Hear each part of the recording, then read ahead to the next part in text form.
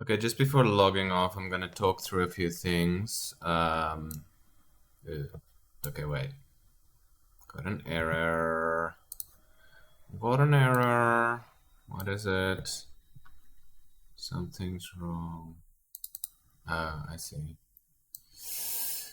Just quick fix. Quick fix, quick fix. Mm-hmm. Mm-hmm. I think that'll do it. Okay.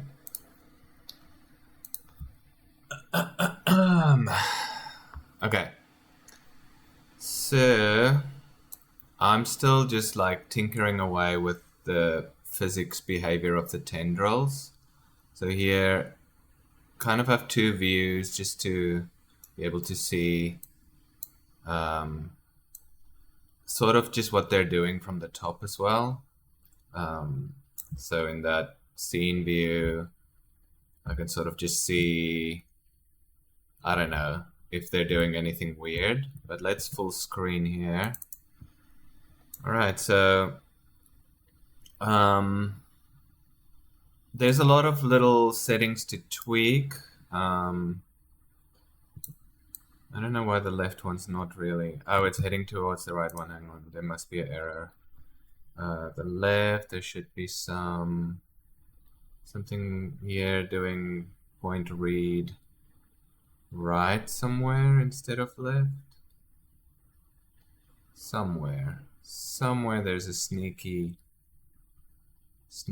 points read left, points read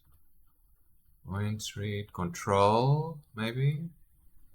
There's the left. There we go. That one. Okay. Anyway, there's a lot of things that can be tweaked here with the physics stuff. And some of this were just things that I tried, but it's not actually doing anything because I tried something like giving the tip a kind of strength. I tried to give it a kind of speed. A lot of those things I actually just need to delete and clean up. But you'll see why, because these tendrils can either have like quite an out of control kind of like swing to it. Like previously, if the point was right there, it would just kind of like swing around and around and around and around. And then I had another solution where I actually made it kind of track the target a lot better, but then it just stretched out and stayed, kind of locked on the target. And that was also not ideal because these tendrils shouldn't just stretch to infinity. I wanted to maybe have some limit to it.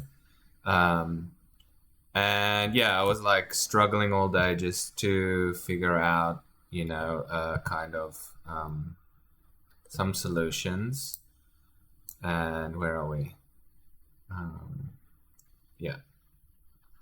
And this is sort of getting there. Right now it's actually, kind of locking onto the target reasonably well, maybe too well. And following it, and it's still stretching out a little bit, but also not too bad. Yeah, it's okay.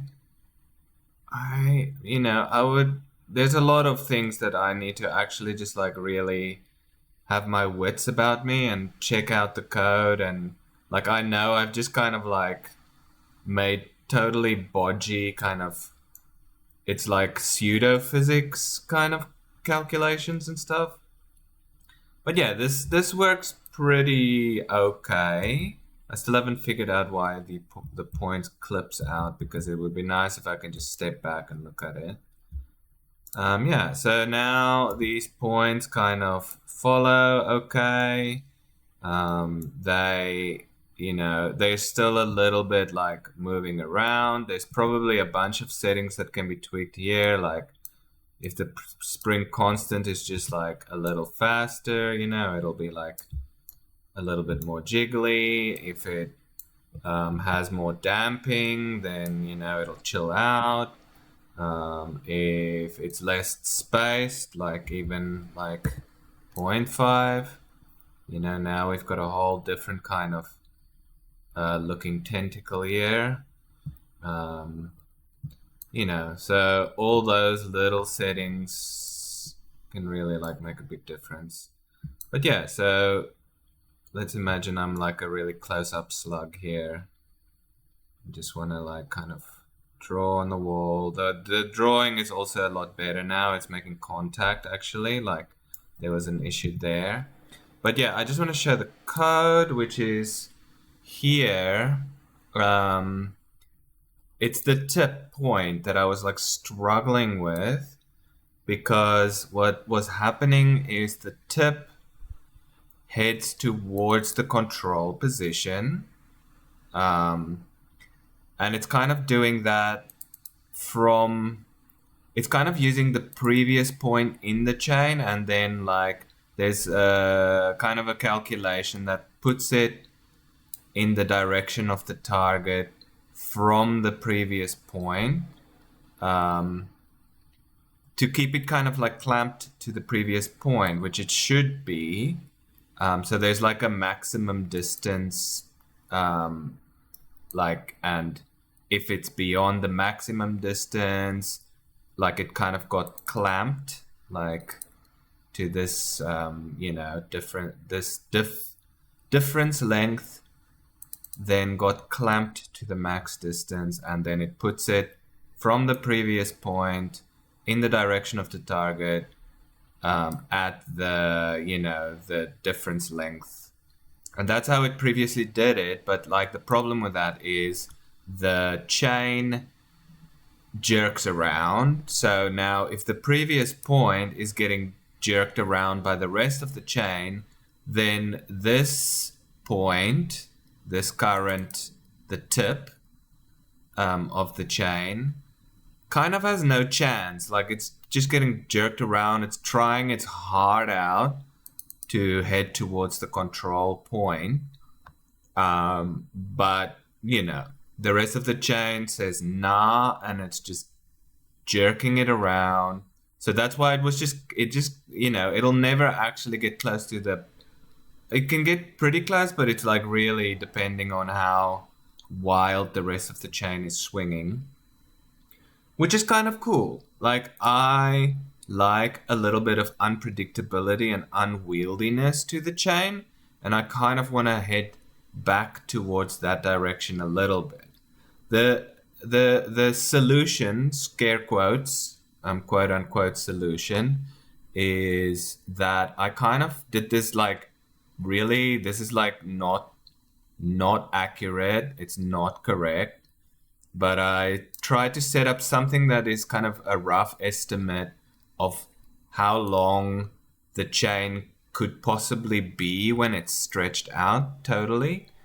Okay, and then what I do is I kind of do a like clamp across the whole chain. So like I get this target point, which first does this lerp between the current position and the control position using that difference length, which is probably not accurate because this is getting calculated from the previous position to the control point.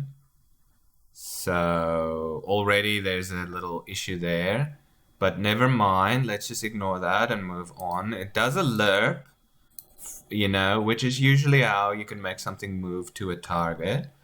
Not the best way, not really a good way. Then I just adjust that. So what I do is I, check like to the target point from the very first point, the anchor point. So there's a max chain difference, and then I get the length of that, right? That's the length of that and the direction of that. From the anchor point to this like lerped target point that it's like trying to aim for, But the problem with that is like if it was, just stretching out into infinity, that it could just keep going, and that's not what we want. So now I check, is this max length, is this distance actually bigger than what it's allowed to go?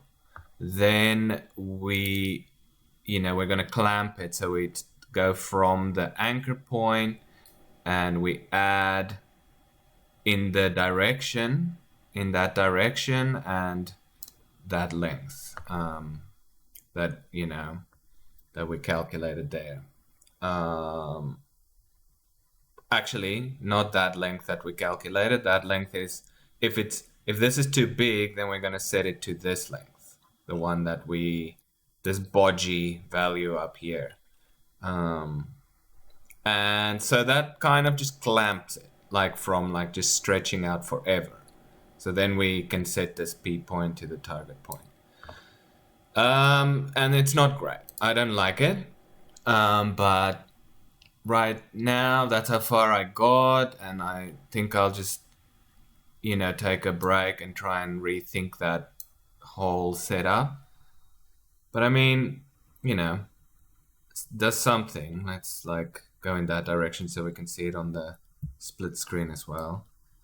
So yeah, so it's at least fairly functional, fairly wiggly and stuff. I think there is a good in-between compromise somewhere, or a more elegant kind of solution to, what I want is for the chain to be fairly wiggly, but I don't know, there needs to be some kind of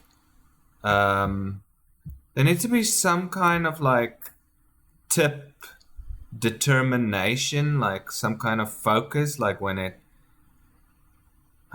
isn't bad. This is pretty good. Kind of like that it'll slip around on it's not, I just want it to be slightly unwieldy and not just some kind of wiggly, cool, visual effect, but effectively it's, actually like a spray paint tool. I want it to have a bit of a mind of its own. So yeah, I'll have to be continued.